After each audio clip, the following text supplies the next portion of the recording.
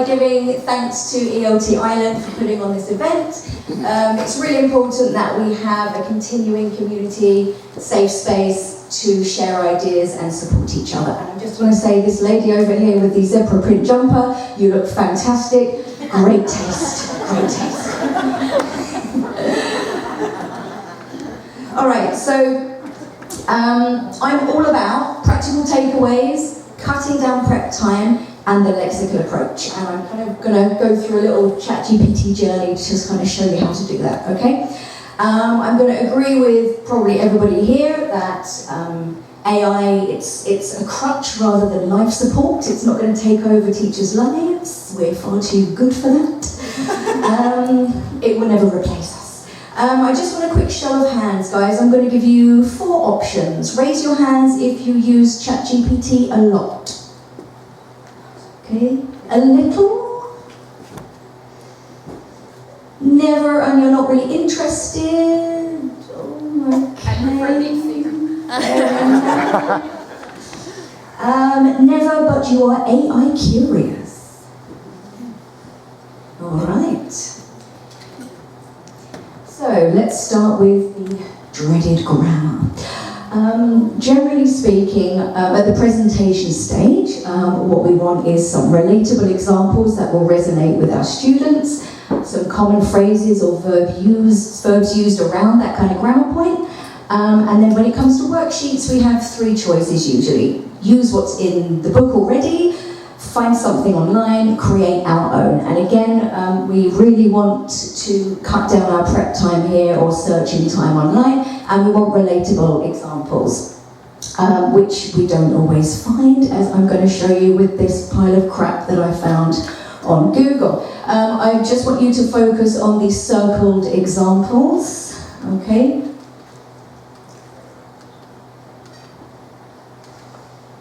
Come on. Ah, there we go. Okay.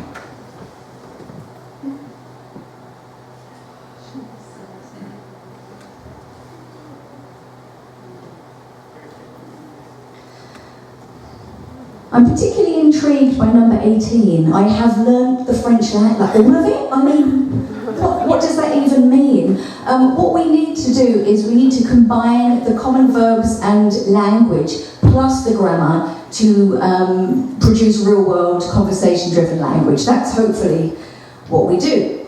So, what's a good place to start? Find out what's real-world, and I'm going to put a little caveat here because of what Gabby showed us. What I'm going to show you are examples from Chat GPT, but it's very much, you use it as inspiration, as a springboard. You can cherry pick from the ideas it gives you, okay? So first of all, finding out what common verbs are used. Let's say, for example, around the present continuous. So, my instructions to ChatGPT, I can't see, excuse me, this is my first prompt. And by the way, the results are only as good as the instructions you give. You may have to tweak a little bit. I think we've all had that experience. According to English as a second language research, which 10 verbs are the most commonly used with the present continuous tense? And this is what it gave me.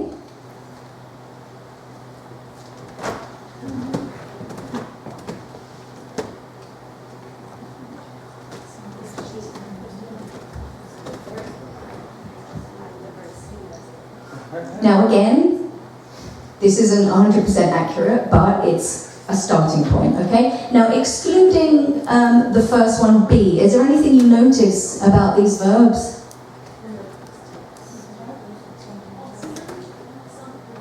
We don't need Chat GPT to know that. Like I said, it's a starting point.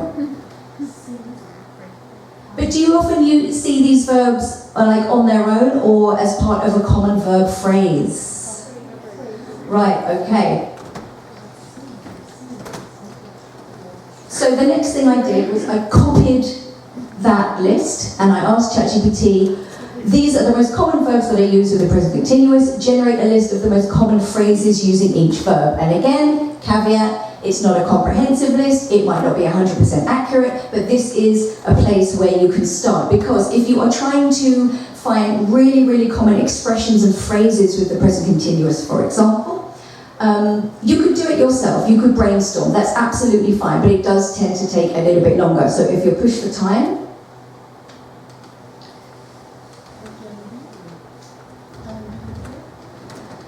you can cherry pick. Now I'm just going to show you these ones, these ones for the moment. Can you just focus on 1 and 2, right?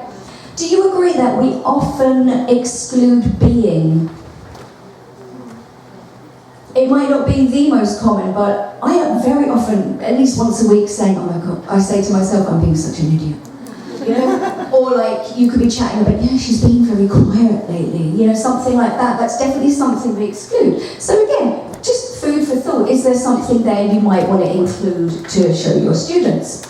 And then if we just focus on do, right? Phrases with do, doing the dishes. Now, all of my students live with people. They have rotas, they have little exchanges where they have to figure out who does what. You have things like doing a great job and doing our best. These are great chunks, these are great lexical chunks with do. And yes, we often use them in the present continuous. Great. I'm not going to ask you to read everything else, okay? But I did make a bit of a mistake here. Do you know what it is? In your prompt? Sorry? Where's the mistake? In your prompt or? Yes. Yeah, the mistakes in the prompt. If you think about what we use the present continuous for, we use it for actions happening now and around now and... Future. Alright, okay. So, I looked at that and I went, oh, bugger. So I asked it, generate these examples into 2 lists.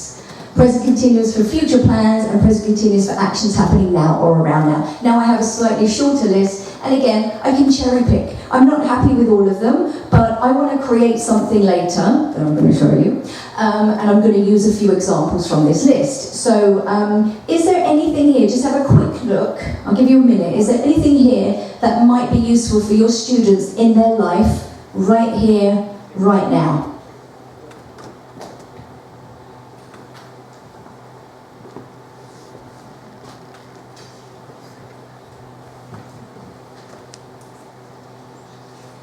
They're taking notes. Taking notes, okay, good. Having a good time, hopefully. Sorry? Hopefully having a good time. Yeah? Is there anything missing?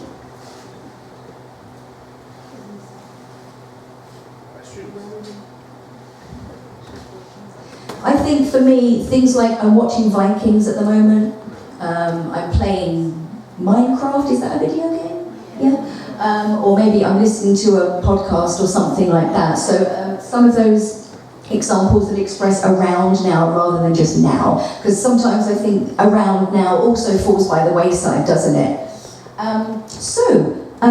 Let's jump. What did I do with this? I created a dialogue. I love dialogues. I use dialogues all the time. They're part of the lexical approach. The lexical approach is conversation driven. So let's have a look at my prompt. Create a dialogue for B1 language learners living and working in Dublin. These are my students. The context should be real world and casual. 3 students are at a cafe having a quick coffee before class. Include the following phrases. So I cherry picked from this list. I would add a couple of other things as well, like I'm watching Vikings at the moment or something like that, but I just generated this just to show you, okay? She's seeing someone, okay? We often forget, you know, like maybe your students would say I'm dating someone, but would you use that language? Like, no, I mean, I personally would use I'm seeing someone, you know? So again, I think that's a great use of see in the present continuous, and again, it's that around now concept that we sometimes forget about. Now, I'm just going to give you a minute to have a look at the dialogue. Again, it's not perfect, but is there anything around the present continuous target language that you actually quite like that Chat GPT has produced?